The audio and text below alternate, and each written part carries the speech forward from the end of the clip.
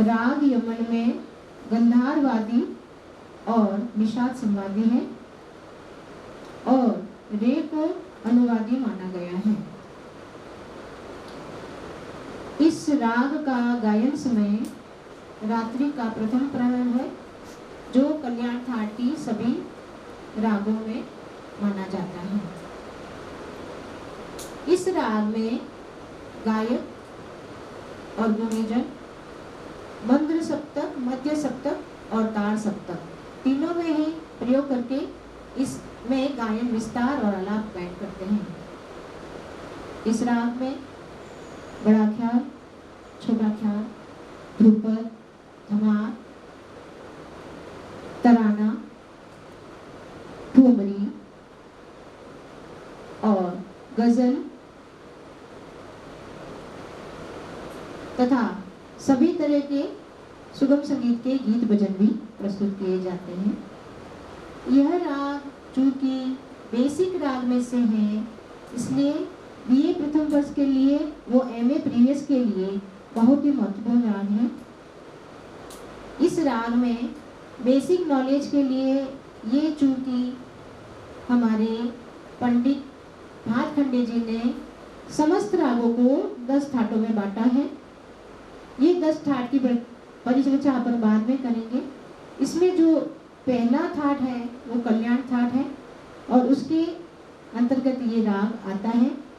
चूंकि कल्याण ठाट से उत्पन्न राग और इसका नाम भी कल्याण है, तो आश्रय राग भी इस राग को कहते हैं।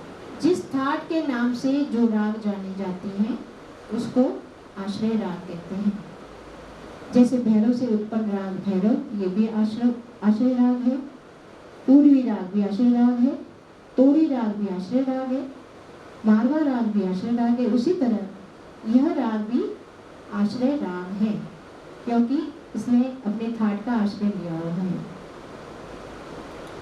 राग यमन भातखंडे जी की क्रमिक पुस्तक मालिका 2 में इसकी जो बंदिश में प्रस्तुत करूंगी आगे, वो संग्रहित है। उनका राग वर्णन संगीत संग्रहित है और आरोह अवरोह पकड़ भी उसमें लिखे गए हैं और नोटेशन भी। इस राग यमन में वैसे तो कहने को अपन कहते हैं कि संपूर्ण राग है, पर कुछ अलग से बातें भी हैं जो मैं प्रैक्टिकली अप्रोच से आपको जब गाऊंगी तब बताऊंगी कि यह राग कैसे और किस तरह से गाया जाता है। इस राग का समप्रकृतिक राग एक और है, जिसका नाम यमन कल्याण। यमन कल्याण राग इसका समप्रकृतिक और करीबी राग है। इसमें तीव्र मध्यम के साथ शुद्ध मध्यम का भी पूर्ण रूप से प्रयोग किया जाता है।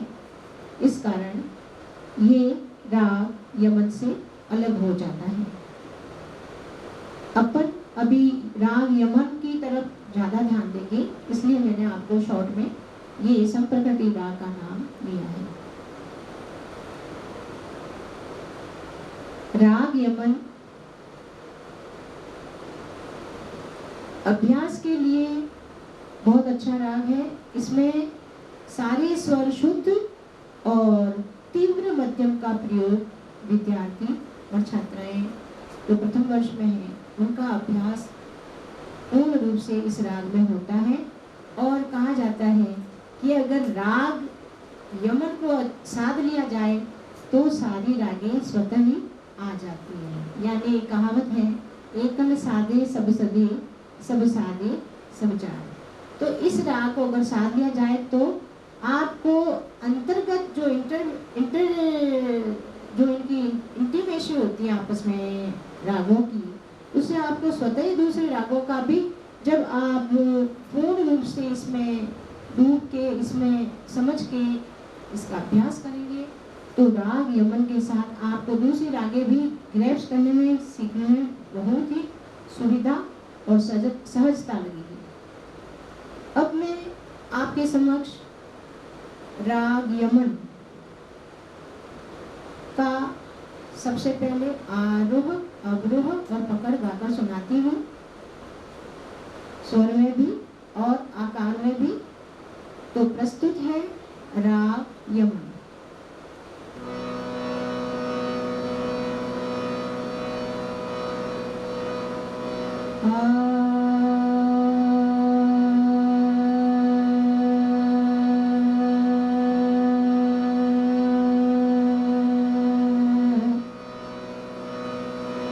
ये जो सा लगाया मैंने, इसको सरज भरना कहते हैं। उसको खूब देर तक आप रियाज करें और उसमें ओम का उच्चारण करें। कैसे?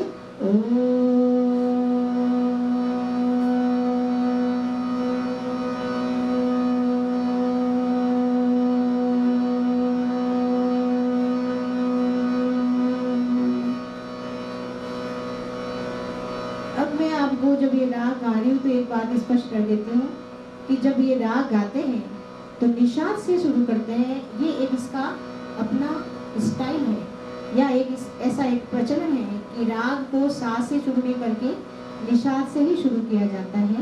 ये इसका एक अपना अंदाज है। तो आप कहेंगे, आप तो कह रहे थे ये जो है संपूर्ण राग है, तो इसमें फिर बीच में मैं आपको बताऊंगी पंचम को भी अवॉइड करेंगे और मध्यम तीव्र से धैवत को लेते हुए अपन आरोह में जाएंगे। तो ये सब बातें जो है ये प्रैक्टिकल अप्रोच की है। जैसे गुरुजनों ने एडॉप्ट किया, उसके फॉलोवर उसको भी एडॉप्ट करते गए घरानादार गायकी के अंदर। चूंकि संगीत एक गुरु शिष्य परंपरा है, इसलिए जो गुरु बताता है वो शिष्य करता है और उसको भी हम लोगों ने, हमारे गुरुओं ने जो बताया वो आपको सिखाएंगे, आप आगे वालों को सिखाएंगे। तो ये परंपरा इस तरह से बनी हुई है। तो राग यमन जो है, सबसे पहले आप ये ध्यान रखेंगे, सा लगाकर निषाद से शुरू करेंगे अपन इस राग को। सा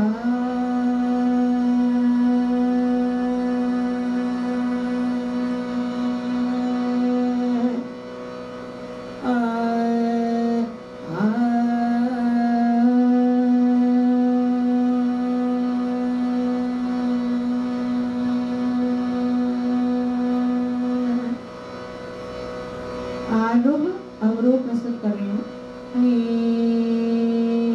रे गा मा पा दा नी सा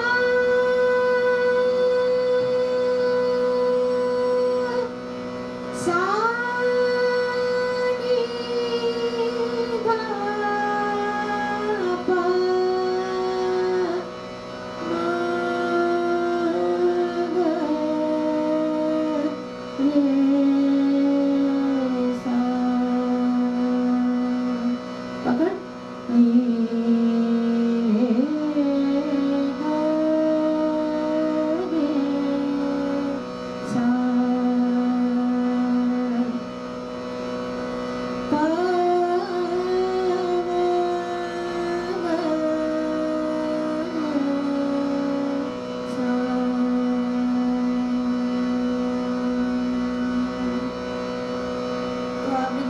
इसमें पंचम तो लगाया, पर इसमें एक इस तरह से भी गाते हैं आरोह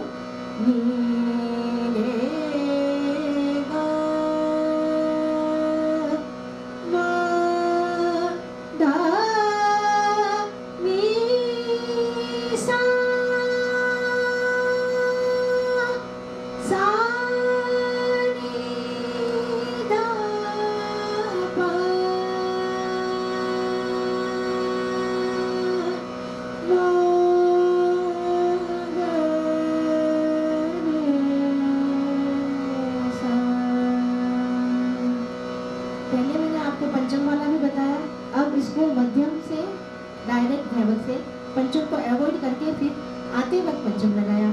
तो आप कहोगे फिर इसकी राग आप संपूर्ण कह रही हैं, पर प्रचलन में और गुरुओं ने जो जैसे शिक्षा ली है उसके अकॉर्डिंग इस तरह से ही राग गाया जाता है और इसकी जाति भी संपूर्ण ही मानी जाती है। अब मैं एमए प्रीवियस को ध्यान में रखते हुए इसके थोड़े से स्वर विस्तार आकार में, पहले आपके अवरोहित आकार में गा के बताती हूँ, उसके पश्चात स्वर विस्तार में आकार में गाऊंगी।